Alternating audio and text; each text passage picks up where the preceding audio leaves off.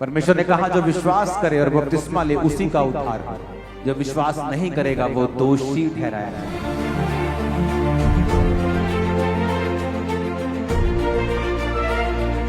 अगर आप ईस्टर को देखेंगे, रेजरेक्शन डे को देखेंगे, तो ये हमें रिस्टोर करता है।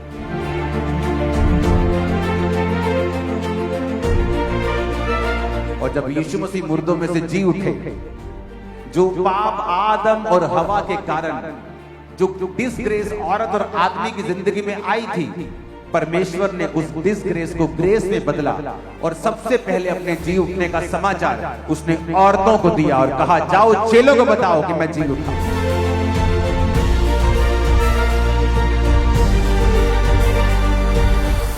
बाइबल कहती है यहोवा का आनंद मेरा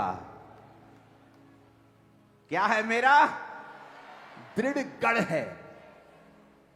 वचन कहता है जब सुलेमान के पास ताकत थी तो उसने अपने नगरों को दृढ़ किया, स्ट्रॉन्ग किया। गढ़ वो होता है जहां कोई अटैक नहीं कर सकता, वो इतना मजबूत होता है। जहां बड़े बड़े देश भी जाने से घबराते हैं, जब वो गढ़ बन जाते हैं। तो वचन कहता है सुलेमान ने उन जगहों को दृढ़ किया जब उसके हाथ में पावर थी और पैसा और बुद्धि थी। और उसी गढ़ की परमेश्वर बात कर रहे हैं कि जब तुम यहोवा का आनंद मनाओगे तो वो तुम्हारा दृढ़ गढ़ है। कोई शैतान उसमें आ नहीं पाएगा, कोई अटैक उसमें हो नहीं पाएगा। और शैतान जब भी तुम पर अटैक करने की कोशिश करेगा और वो 10 गुना और 7 गुना शर्मिंदा होकर वहां से वापस चला जाएगा। इसी आनंद के ऊपर शैतान अटैक करने की कोशिश करता है। कुछ आएंगे और कहेंगे 25 दिसंबर नहीं मनाना चाहिए क्योंकि प्रूफ नहीं है कि वो 25 को जन्मे थे, और दूसरों को 25 दिसंबर मनाने से रोककर या तुम बता दो फिर किस डेट को मनाना चाहिए, हम उस डेट पे मना लेंगे क्योंकि वो जन्मा तो था, वो जन्मा तो था। कुछ कहेंगे ईस्टर नहीं मनाना चाहिए, हमें गुड फ्राइडे, हमें ये नहीं मनाना चाहिए, पाम नहीं मनाना चाहिए, क्योंकि तुम शैतान से हो और वो चाहता है कि कलीसिया को ऐसी नीरस बातें करके क्रिश्चियनिटी को बोर और क्रिश्चियनिटी को नीरस और बिना आनंद के दिखाया जाए। क्योंकि शैतान जानता है यहोवा का आनंद इसका दृढ़ गढ़ है। अगर गढ़ बन गया तो मैं जा नहीं पाऊंगा, अगर गढ़ बन गया तो घुसूंगा कैसे, अगर गढ़ बन गया तो करूंगा कैसे, अपने काम कैसे करूंगा। और धीरे धीरे वो लोगों के आनंद को खराब करने की कोशिश करते हैं। और अगर आप उनके घरों में देखें, ऐसे लोगों की जिंदगियों में देखें, तो उनकी जिंदगियों में वाकई शैतान ने इस ऐसे काम किए हुए हैं कि उनकी लाइफ में परमेश्वर का कोई आनंद नहीं है। वो जिस जगह हाथ डालते हैं वो फेल हो जाते हैं। क्यों?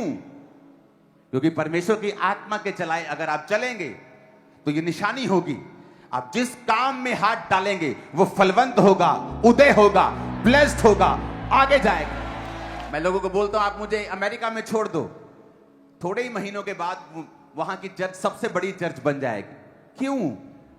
क्यों? आप मुझे कनाडा में छोड़ दो, आप मुझे इटली में छोड़ दो, मैं जाने वाला कहीं नहीं हूं। मैं आपको एग्जांपल दे रहा हूं क्योंकि मुझे मालूम है। क्योंकि जब आप एक पवित्र आत्मा से भरे हुए, आनंद से भरे व्यक्ति को मैनेजमेंट में छोड़ दो, वो वहां रिजल्ट देगा। उसको पुलपट पे ले आओ, वो वहां रिजल्ट देगा। उसको प्ले करने भेज दो, वो वहां रिजल्ट देगा। क्योंकि ये निशानी है कि परमेश्वर का आत्मा इसके अंदर है। यूसुफ को जहां भी रखते थे यूसुफ कामयाब होता था। जब मैं अपने पास्टर का ड्राइवर था, मैं कामयाब ड्राइवर था, मेरी ड्राइविंग की प्रशंसा होती थी। जब मैं अपने पास्टर का क्वायर में एक बच्चा था तो मेरे गाने की प्रशंसा होती थी। जब कोई काम में करता था तो प्रशंसा होती थी, सफाई करता था तो सफाई अच्छी से करता था। क्योंकि जब आप पवित्र आत्मा आपके अंदर है तो अब हर काम में एक्सीलेंस, वो रिजल्ट होगा। यहोवा का आनंद मेरा क्या है? दृढ़ गढ़ बोलो, दृढ़ गढ़,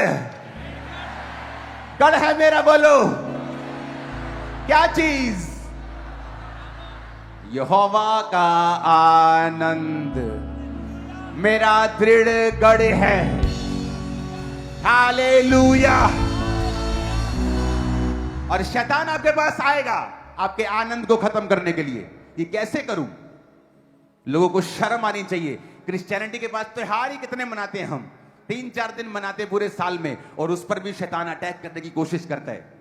इमेजिन करो अगर हम भी चेलों की शहीदी मनाने लगे।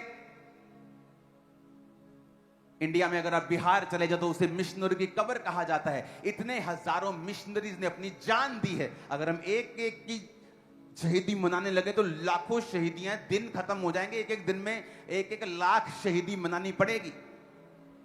लेकिन हमने चूज किया हम जीसस क्राइस्ट को ही सेलिब्रेट करेंगे।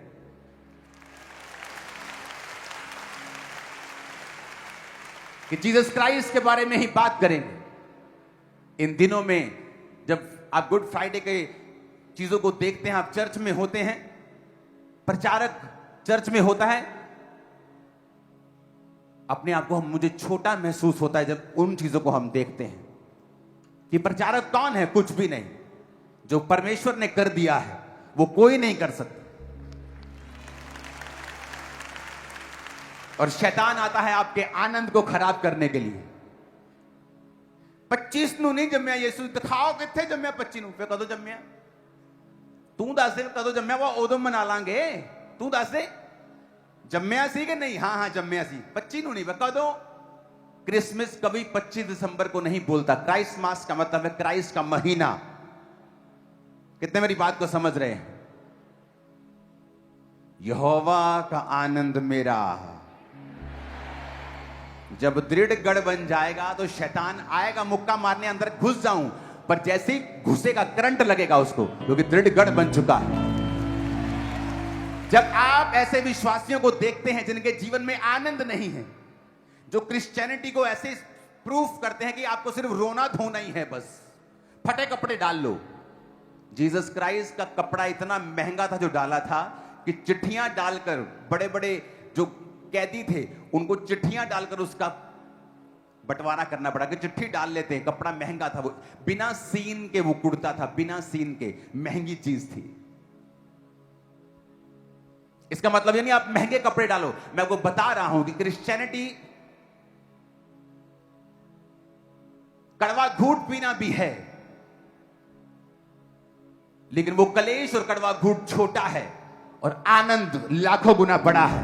महिमा लाखों गुना बड़ी है, गवाही लाखों गुना बड़ी है, जो आज आप और आपका परिवार यहां से लेके जा रहे हो इन जीसस नेम। और सारी शैतान की योजनाएं आपकी लाइफ और जिंदगी से नाश होती हैं आज इन जीसस नेम। क्रिश्चियनिटी दुखों का प्याला भी है, लेकिन बाइबल कहती है तुम्हारा हल्का सा कलेश अनंत महिमा को पैदा करता है। यीशु मसीह का एक दिन का कलेश जो शुक्रवार को उसके साथ किया गया, आज तक उस महिमा को पैदा कर रहा है। आज तक और हजारों सालों तक वो करता ही जाएगा, जब तक वो आएगा नहीं।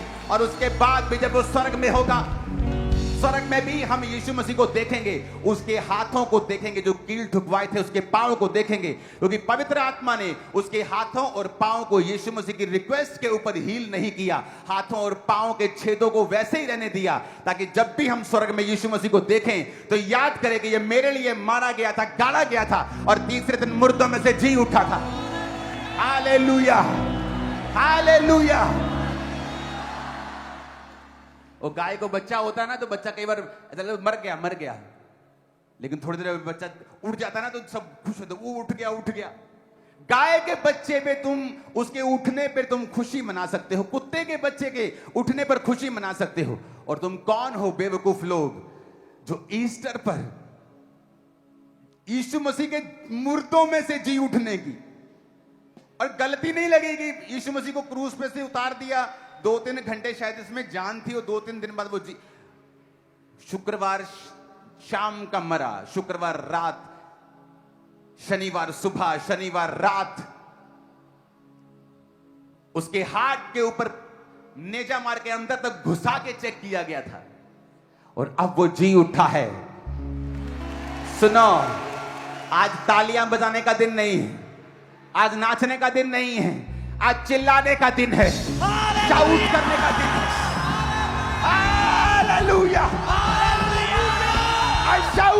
का जिन्हें मैंने कहा। हालेलुया।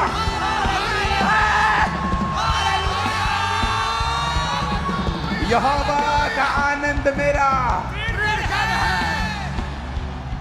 दृढ़ गढ़ है। शैतान तेरी योजना क्रिश्चियनिटी के ऊपर आनंद मनाने की यीशु के नाम में खामरा चर्च कैंसिल करती है। हालेलुया। वो शुक्रवार था, आपका भी शुक्रवार होता है जब आप दुखों में होते हैं, लेकिन आपका संडे आज है। इस तरह यीशु का संडे था, आपका भी संडे आ चुका है। जब लोग आपको जी उठा हुआ देखेंगे, फाइनेंस में, लाइफ में, सेहत में, बीमारियों से, कर्जों से, पारिवारिक ट्रबल से, मैरिज ट्रबल से, एक्सीडेंट से, वो आपको जी उठा हुआ देखेंगे यीशु के नाम में। Hallelujah, hallelujah.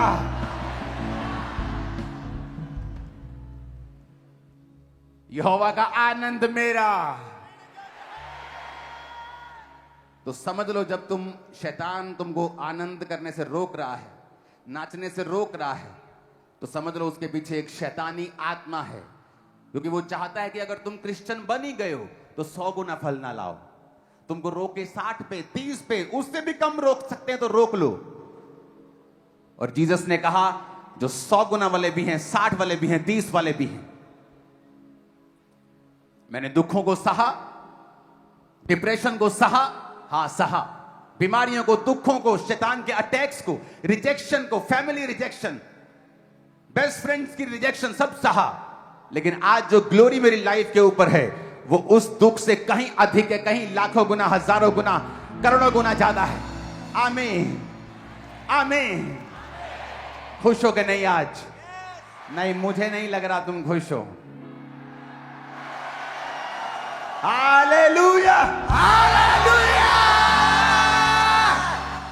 किसने कहा आज सिर्फ हम नाचेंगे या सिर्फ तालियां बजाएंगे? ओ यीशु जी उठे, यीशु जी। नो नो नो, आज तो कमले है ना, जमीन को पीट दो आज तालियां बजा बजा के। आज ऐसा दिन है, आज वो दिन है। सुनो, आपको 2 तरह के लोग मिलेंगे। एक वो जो उस पापिन की तरह है जिसने अपने बालों से यीशु मसीह के पैरों को पोंछा, आंसुओं से उसके पैरों को भिगाया। और एक वो था जो अपने आप को धर्मी समझता था और ये कह रहा था, क्या यीशु को मालूम नहीं है ये कैसी औरत है? तो यीशु ने कहा, एक व्यक्ति का 50,000 कर्जा माफ हुआ और एक व्यक्ति का 500 रुपए माफ हुआ। कौन ज्यादा खुश होगा? जिसका 50,000 हुआ। हम 50,000 वाले हैं, तो हमारा खुश होना ज्यादा लाजमी है। वो 500 वाले हैं, उनका दुखी होना बनता है। हम 50,000 वाले हैं, हम बड़े पापी थे, बड़े नशेड़ी थे, बड़ा गुनहगार थे, हम ज्यादा खुश हैं क्योंकि यीशु ने हमारा ज्यादा माफ किया है। आओ आनंद मनाएं, आओ अपना गढ़ बनाएं, आओ ऐसा गढ़ बनाएं कि शैतान जब ठोकर मारे तो उसका पैर फ्रैक्चर हो जाए, जब वो मुक्का मारे उसका हाथ फ्रैक्चर हो जाए। ऐसा गढ़ बनाएं आज आनंदित होते हुए।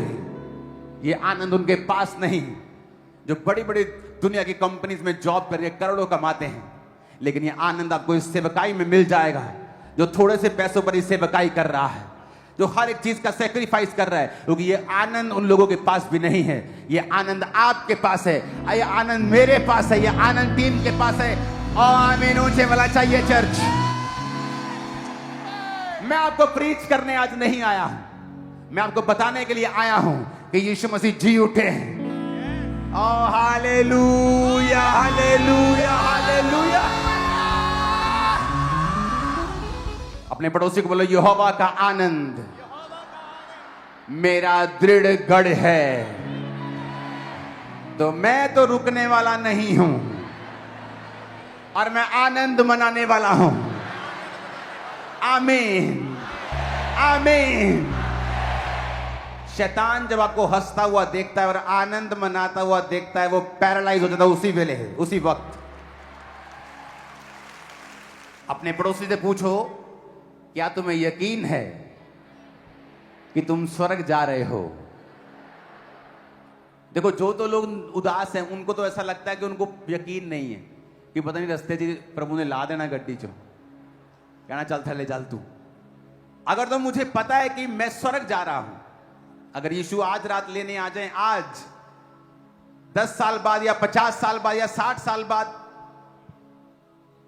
या आपको पता है स्वर्ग जा रहे हैं कि नहीं?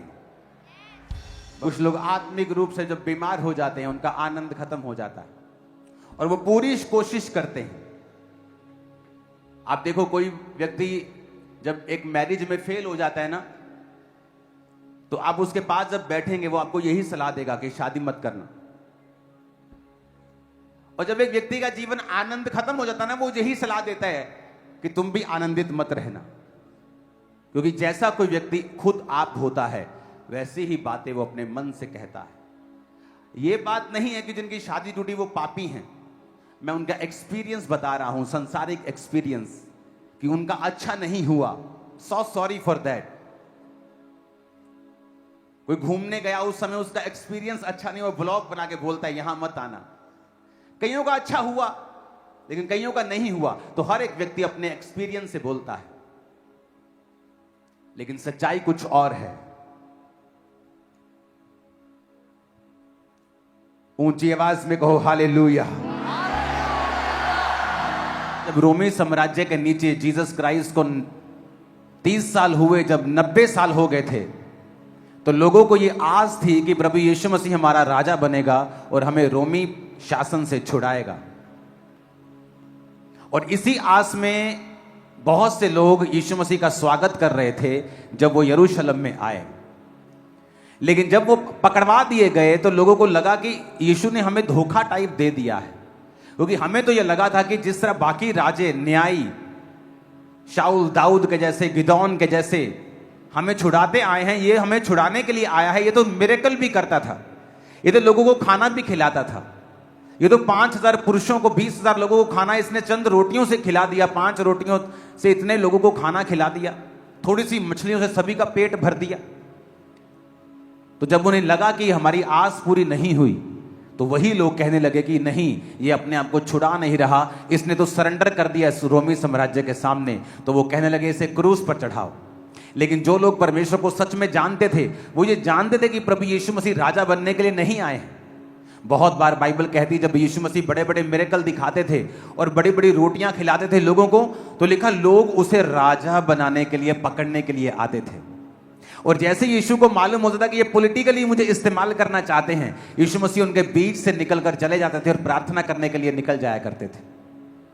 और जब यीशु मसीह को पकड़ लिया गया वीरवार के दिन, और जब पकड़ के राजा के सामने लेके गए, तो राजा ने कहा जितने इल्जाम तुझ पे लग रहे हैं कोई प्रूफ नहीं है, तू मुंह से कह दे बस कि ये झूठ है, मुझे तुझे छोड़ना पड़ेगा। लेकिन यीशु ने कहा मैंने अपने मर्जी से अपने आप को इनके हाथों में दिया है ताकि वचन पूरा हो, कि एक भविष्यद्वक्ता जिस तरह मूसा ने सांप को क्रूस पर चढ़ाया है, एक भविष्यद्वक्ता मारा जाएगा और पाप को क्रूस के ऊपर खत्म कर देगा। मैं वो काम करने के लिए आया हूं।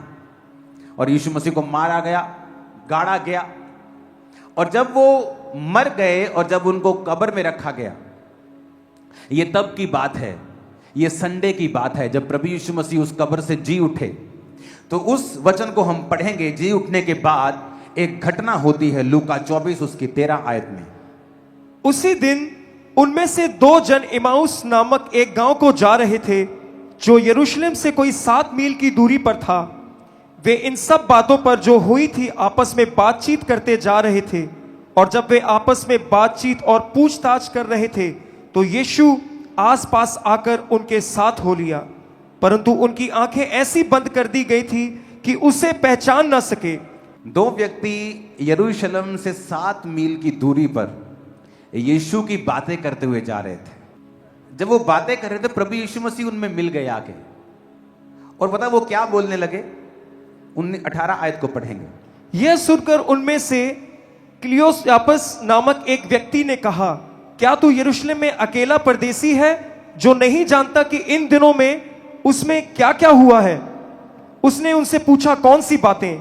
उन्होंने उससे कहा, यीशु नासरी के विषय में जो परमेश्वर और सब लोगों के निकट काम और वचन में सामर्थी भविष्यद्वक्ता था, और प्रधान याजकों और हमारे सरदारों ने उसे पकड़वा दिया कि उस पर मृत्यु की आज्ञा दी जाए और उसे क्रूस पर चढ़वाया, परंतु हमें आशा थी कि यही इज़राइल को छुटकारा देगा। देखो, आम लोगों की बातें हो रही हैं, ये आम लोग थे, कहते हमें आशा थी कि वही इज़राइल को छुटकारा देगा, पर कहते वो तो पकड़वा दिया गया और वो मार दिया गया, वो तो कमजोर सा निकला। वो आपस में बात कर रहे थे कि यार बाइबल में तो लिखा है कि हमारा राजा गधे के बच्चे के ऊपर आएगा और हमें छुड़ाएगा, पर वो तो मर गया। हमें तो आशा थी कि वो इज़राइल को छुटकारा देगा। हम 90 साल से रोमी शासन के नीचे हैं। एक देश जब 90 साल से किसी दूसरे देश के अधीन होता है तो वो दूसरा देश उसे चूस लेता है पूरा। कहते भारत सोने की चिड़िया थी। वो 90 साल उस शासन में, रोमी शासन के नीचे लोगों को छुटकारे की आस थी, पर कहते इस घटना को अब बीते हुए ये तीसरा दिन है। पर कहता हम में से कई स्त्रियों ने हमें हैरान कर दिया है कि वो भोर को कब्र पे गई थी। 23 आयत को पढ़ेंगे। और जब उसका शव ना पाया तो यह कहती हुई आई कि हमने स्वर्गदूत का दर्शन पाया, जिन्होंने कहा कि यह जीवित है। तब हमारे साथियों में से कई एक कब्र पर आए और जैसा स्त्रियों ने कहा था वैसा ही पाया, परंतु उसको ना देखा। तब उसने उनसे कहा, हे निर्बुद्धियों। अब जब वो कब्र पे गई, लिखा औरतें, तो उन्होंने वहां पे दूत को देखा और दूत ने कहा, तुम जीवितों को मुर्दों हुओं में से क्यों ढूंढ रही हो? क्या तुम्हें नहीं पता कि वो अपने वचन के अनुसार जी उठा है? कहते ऐसी स्त्रियां ऐसी बातें कर रही हैं। अब ये भरमाने वाली बातें हैं कि सच में ऐसा हुआ है, क्योंकि वो तो बड़ा पावरलेस लग रहा था सरकार के हाथ में। अब जीसस क्राइस्ट जवाब देते हैं 25 आयत में, तब यीशु ने उनसे कहा, हे निर्बुद्धियों और भविष्यद्वक्ताओं की सब बात पर विश्वास करने में मंदमतियों, क्या अवश्य ना था कि मसीह ये दुख उठाकर अपनी महिमा में प्रवेश करे? 27 आयत से पढ़ेंगे। तब उसने मूसा से और सब भविष्यद्वक्ताओं से आरंभ करके सारे पवित्र शास्त्र में से अपने विषय में लिखी बातों का अर्थ उन्हें समझा दिया। इतने में वे उस गांव के पास पहुंचे जहां वे जा रहे थे, और उसके ढंग से ऐसा जान पड़ा कि वह आगे बढ़ना चाहता है, परंतु उन्होंने यह कहकर उसे रोका, हमारे साथ रह, क्योंकि संध्या हो चली है और दिन अब बहुत ढल गया है। तब वह उनके साथ रहने के लिए भीतर गया। जब वह उनके साथ भोजन करने बैठा तो उसने रोटी लेकर धन्यवाद किया और उसे तोड़कर उनको देने लगा। तब उनकी आंखें खुल गई और उन्होंने उसे देखा। जब वो जीसस क्राइस्ट ये बातें करने में जब जा रहे थे तो जीसस ने कहा, ए निर्बुद्धियों, हे कम दिमाग वालों, क्या तुम नहीं जानते थे कि भविष्यद्वक्ताओं की पुस्तक में ये लिखा है कि मसीह तीसरे दिन मुर्दों में से जी उठेगा? और वो उनको बताता जा रहा था, लेकिन परमेश्वर ने उनकी आंखों को खुद बंद कर दिया था कि वो उसको पहचाने नहीं। और जब यीशु मसीह जा रहे थे तो वो भले आदमी थे, कहते अब वो कहाँ जा रहा है भाई, रात हो गई है, हमारे साथ रुक जा। रात को लोग सफर नहीं पुराने टाइम में करते थे, रात को सफर करना मना था, रात को सेफ नहीं था, रात को स्ट्रीट लाइट्स नहीं होती थी, सफर नहीं करते थे लोग। तो उसने कहा रात को हमारे पास रुक जा। और लिखा जब रात को वो रोटी तोड़ रहा था तो उन्होंने यीशु मसीह के रोटी तोड़ते हुए उन हाथों को जब देखा तो पहचान गए ये परमेश्वर है। और जैसे ही उन्होंने पहचान लिया वो उनकी आंखों से चुप गायब हो गया। जैसे वो यीशु मसीह गायब हुए उनकी आंखों से, क्योंकि अब प्रभु यीशु मसीह सिर्फ इंसान के रूप में नहीं थे, अब वो इंसान भी थे और परमेश्वर के उस डिवाइन रूप में भी आ चुके थे। वो गायब हुए और वो इम्वाइस के आदमी भागे चेलों के पास, और चेलों को उन्होंने कहा कि हमने यीशु मसीह को देखा है। चेले भी ये सुन रहे थे कि हमने भी यीशु मसीह को देखा है। और फिर थोमा कहता है, मैं तो जब तक उसके डाल ना लूंगा, उसकी पंजर में उंगलियां ना डाल लूंगा, तब तक मैं कदापि विश्वास नहीं करूंगा। फिर परमेश्वर थोमा को दिखाई दे, बाइबल कहती, जब आप यूहन्ना 21 से पढ़ते हैं, तो वो फिर दिखाई दिए तीसरी बार पतरस को, जब वो नाव पर गया मछलियां पकड़ने के लिए। और जब कुछ नहीं पकड़ा तो परमेश्वर फिर उसके पास आके खड़े हुए और कहा, दाहिनी ओर जाल डालो तो तुम बहुत सी मछलियां पकड़ लाओगे। जब दाहिनी ओर जाल डाला तो फिर 153 बड़ी मछलियां पकड़ी। इतनी ज्यादा कैच हुआ कि वो पहचान गए कि ये फिर से यीशु मसीह ही है, क्योंकि पतरस को अपनी पुरानी जिंदगी फिर याद आ गई। अब परमेश्वर पतरस के पास आके कहते हैं, पतरस, क्या तू इन सब से बढ़ के मुझसे प्यार करता है? क्योंकि अब ये तीसरा समय था जब परमेश्वर चेलों को दिखाई दिए थे जी उठने के बाद। पहली बार जब वो चेलों को दिखाई दिए, जो तब थोमा वहां पे नहीं था। दूसरी बार वो थोमा के साथ दिखाई दिए, वो बीच में एकदम से प्रकट हो जाते थे, एकदम से आ जाते थे, बेल से नहीं आते थे, अभी दीवार से नहीं आते, सीधा प्रकट होते थे अब। और 2 बार दिखाई देने के बाद तीसरी बार वो उनको झील पर दिखाई देते हैं और पतरस से कहते हैं, पतरस, क्या तुम मुझसे इनसे बढ़ के प्यार करता है? उसने कहा, हाँ। प्रभु ने कहा, मेरी मेमनों को चरा। दूसरी बार प्रभु ने पूछा, हे पतरस, क्या तू सचमुच मुझसे इनसे बढ़ के प्यार करता है? हाँ प्रभु, मेरी भेड़ों की रखवाली कर। तीसरी बार प्रभु ने फिर पूछा, क्या तू सचमुच मुझसे प्यार करता है?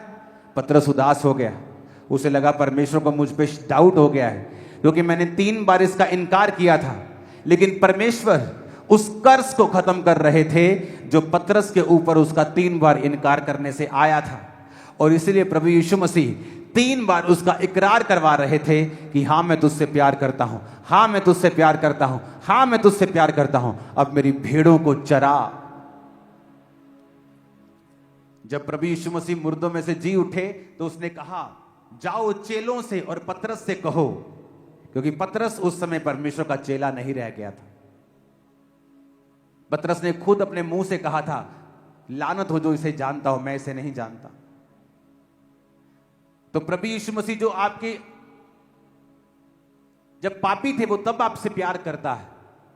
उसने गुस्सा नहीं किया, उसने लानत नहीं भेजी, पतरस के पास गया और 3 बार इनकार के बदले 3 बार उससे इकरार करवाया। जब आप गिफ्ट भूल जाते हैं ना वाइफ को देना, फिर वो कहती है मैंने 2 गिफ्ट लेना है अभी, तो वो काम किया उसने कि यीशु ने 3 बार उसको बोला, तूने मेरा इनकार किया था, 3 बार मेरा इकरार कर। अगर आप ईस्टर को देखेंगे, रेजरेक्शन डे को देखेंगे, तो ये हमें रिस्टोर करता है, हमें जीवित करता है, जिंदा करता है। किसने पाप किया पहले? औरत ने। औरत की वैल्यू को परमेश्वर ने डाउन किया, उसके पीड़ा को बढ़ाया, आदमी को डाउन किया। उसने औरत की बात को सुना, सांप को श्रापित किया कि वो शैतान के द्वारा इस्तेमाल हुआ। हालांकि सांप परमेश्वर ने बनाया था, शैतान नहीं है सांप, लेकिन उसको शैतान ने इस्तेमाल किया, श्रापित हुआ। हवा श्रापित, आदम श्रापित। औरतों के ऊपर जुल्म होने लगे, औरतों को कल्प्रिट समझा जाने लगा, उन्हें अलग अलग तरह की ताड़नाओं से गुजरना पड़ा। और जब यीशु मसीह मुर्दों में से जी उठे, जो पाप आदम और हवा के कारण, जो डिसग्रेस औरत और आदमी की जिंदगी में आई थी, परमेश्वर ने उस डिसग्रेस को ग्रेस में बदला। और सबसे पहले अपने जी उठने का समाचार उसने औरतों को दिया और कहा, जाओ चेलों को बताओ कि मैं जी उठा हूं, जाओ। आज इसीलिए जो औरत जीसस क्राइस्ट पे यकीन करती है, जो औरत अपना जीवन परमेश्वर को दे देती है, परमेश्वर उसकी इज्जत को बढ़ाता है। उसके परिवार में, उसके पति के सामने, उसके लोगों के सामने उसकी इज्जत बढ़ती है। उसके बच्चों के सामने उसका पति उसका आदर करता है। क्यों? क्योंकि वो परमेश्वर की है। परमेश्वर ने औरतों की वैल्यू को ऊंचा किया। ईस्टर एक मैसेज था कि जिस औरत को बोलने का अधिकार नहीं था, अब जीसस ने कहा तुम जाके बताओ कि जब प्रभु आज्ञा देता है तो शुभ समाचार सुनाने वालियों की बड़ी सेना हो जाती।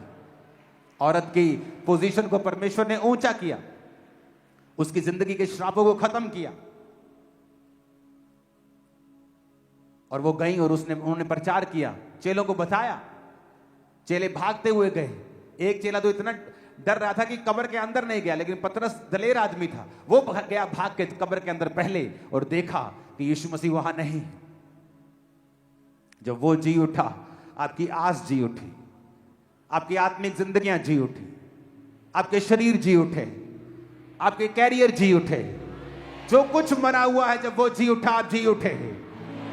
आमीन। ऊंचाई आशीष हमारी है। पुराने नियम से लेकर नए नियम तक हर जगह आपको मसीह का समाचार मिलता है। बाइबल की पहली आयत से लेकर आखिरी आयत तक आपको मसीह दिखेगा। वचन कहता है इब्रानियों 11 उसकी 18-19 में, जिससे यह कहा गया था इसहाक से तेरा वंश कहलाएगा, वही अपने इकलौते को चढ़ाने लगा। उसने मान लिया कि परमेश्वर सामर्थी है कि उसे मरे हुओं में से जिलाए, कि उसे दृष्टांत की रीति पर फिर उसे वो मिला।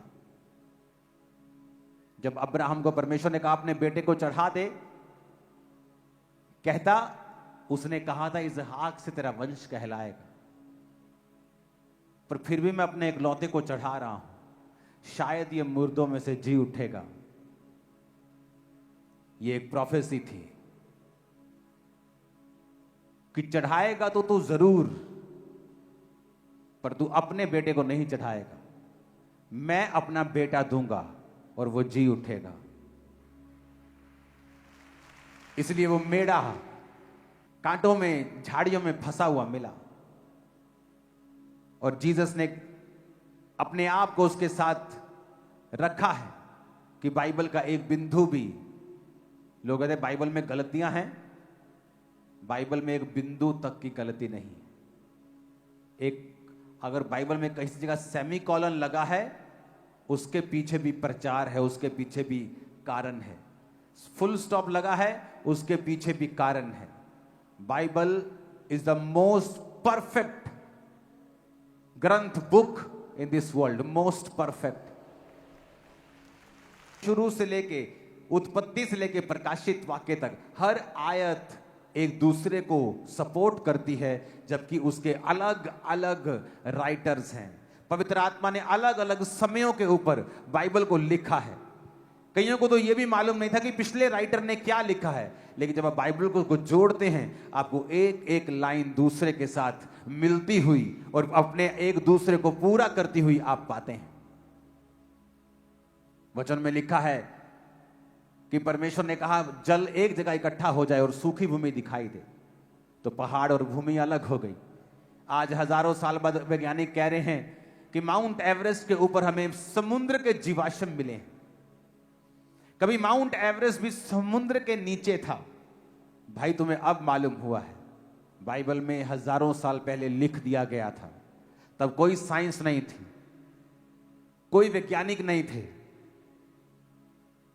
पेन भी नहीं होते थे, पता नहीं कैसे लिखा होगा और लिख दिया गया। कलम से, किसी चीज से वो लिख दिया गया। जब यीशु मसीह जी उठे तो उन्होंने कहा वचन पूरा हुआ जो भविष्यद्वक्ताओं की पुस्तक में लिखा गया था।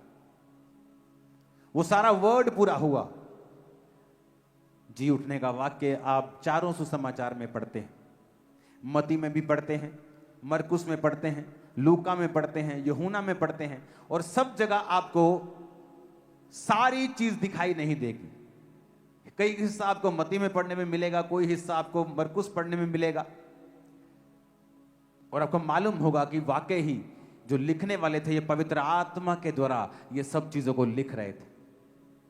वो लिखाने वाला पवित्र आत्मा था, और परमेश्वर ने कहा था जब मैं जी उठूंगा तो भविष्यद्वक्ताओं की सब जो कथन थे वो पूरे होंगे। जब वो जी उठा, आप जी उठे। आज आप सब जी उठेंगे सब तरफ से। आमीन। ऊंचे वाला चाहिए चर्च। ये बातें करने वाला धार्मिकता नहीं है, रिलीजन नहीं है, ये फुलफिलमेंट का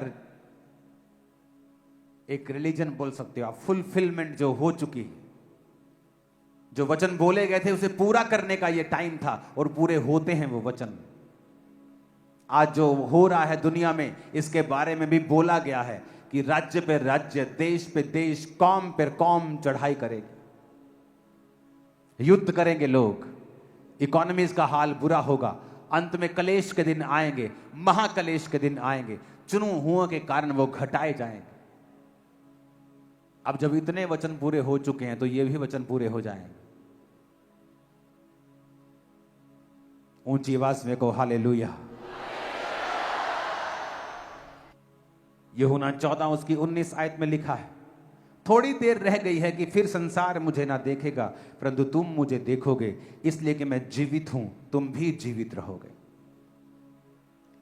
यीशु ने कहा, तुम मुझे देख रहे हो, संसार मुझे नहीं देखेगा, परंतु तुम मुझे देखोगे, इसलिए कि मैं जीवित हूं, तुम भी जीवित रहोगे।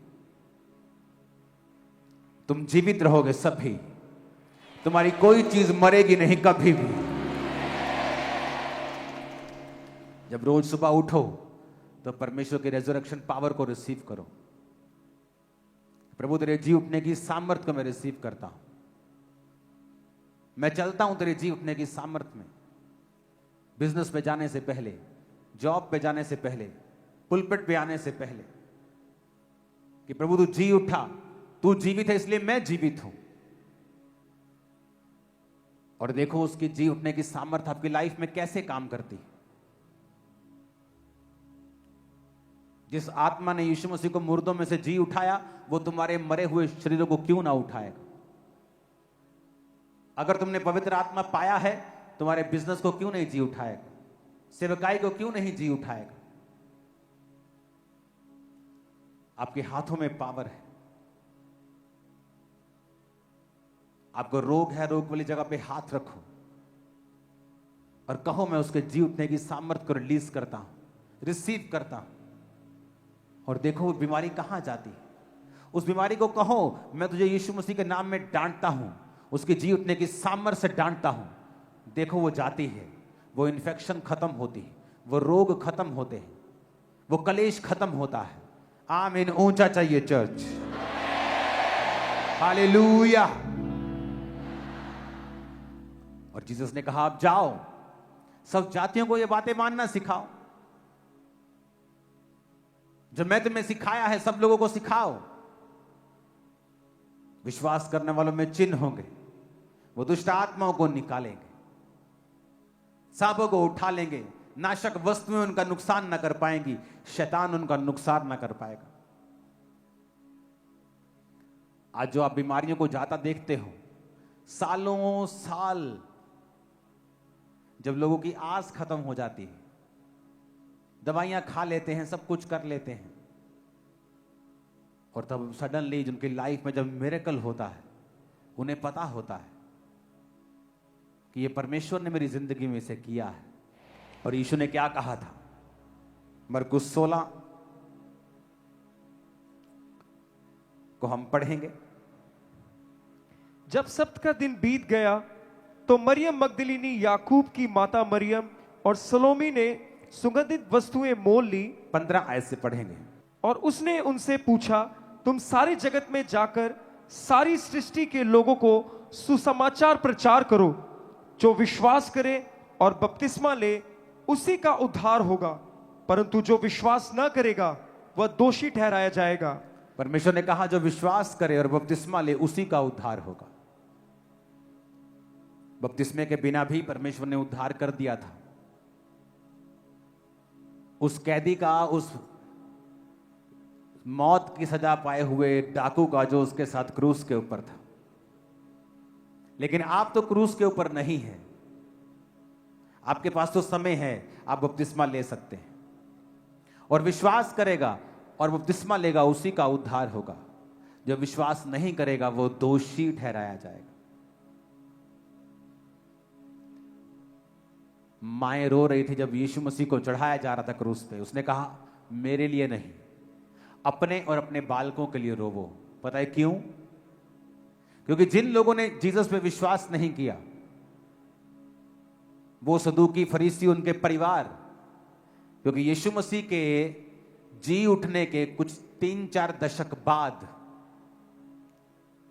उस भवन को फिर नाश कर दिया गया और यहूदी कौम को बहुत प्रताड़ित करके उनका नाश किया गया। जो आज यरूशलेम में आप वेस्टर्न वॉल देखते हो, भवन की वॉल देखते हो, वो तभी बची थी, उतनी बची थी बस। वो यीशु मसीह के समय के बाद ढाई गई थी, फिर से भवन ढा दिया गया था, क्योंकि परमेश्वर ने कहा था जो तुमने मेरे साथ किया है उसका बदला तुम और तुम्हारे परिवार उठाएंगे। आज भी जो यीशु को जानते हुए भी गुनाहों में है, पाप में है, उसने कहा जो विश्वास नहीं करेगा वो दोषी ठहराया जाएगा।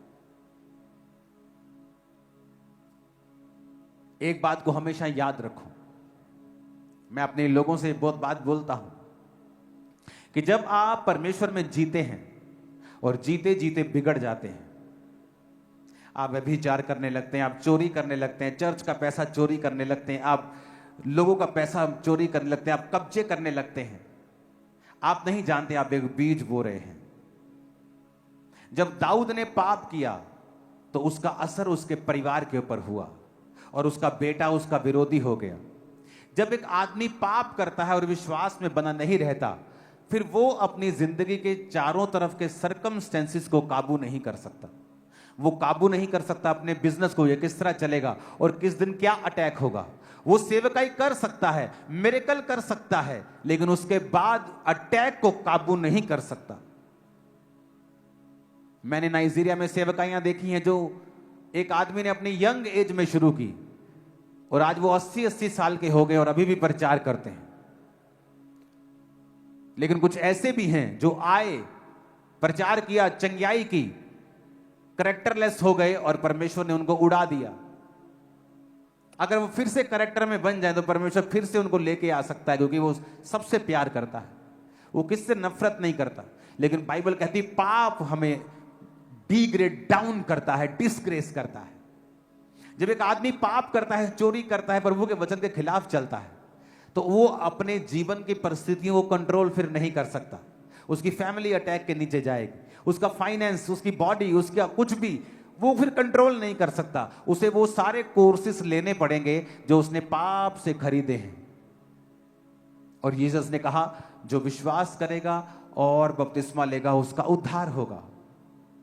इसलिए विश्वास में बने रहना, बपतिस्मा लेना और फिर वैसा ही जीवन जीना जैसा यीशु ने कहा है। बपतिस्मा जब आप लेते हैं तो उसका मतलब है बैप्टिजो, इमर्स करना, पानी में इमर्स करना, डूब जाना।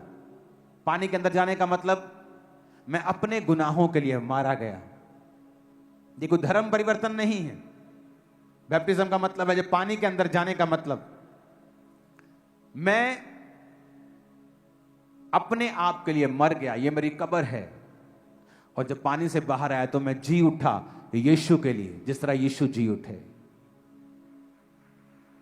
और अब मेरा अगला जीवन यीशु के वचन के अनुसार होगा, ना कि जो मेरा शरीर चाहता है। जब शैतान आप पर अटैक नहीं कर पाता तो वो आपको पाप के लिए कंटिन्यू प्रेरित करता है, क्योंकि जब आप पाप करते हैं आपके आसपास हेज, बाड़ा बंधा नहीं रहता, वो एंटर करता है।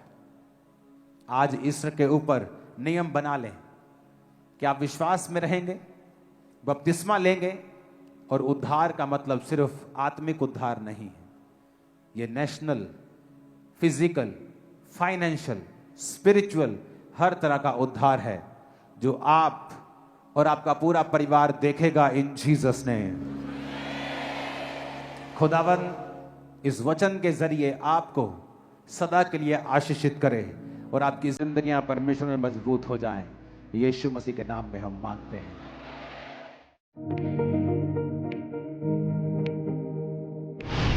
परमेश्वर के दास के द्वारा दिए गए जीवित वचनों और गहरे आत्मिक भेदों को जानने के लिए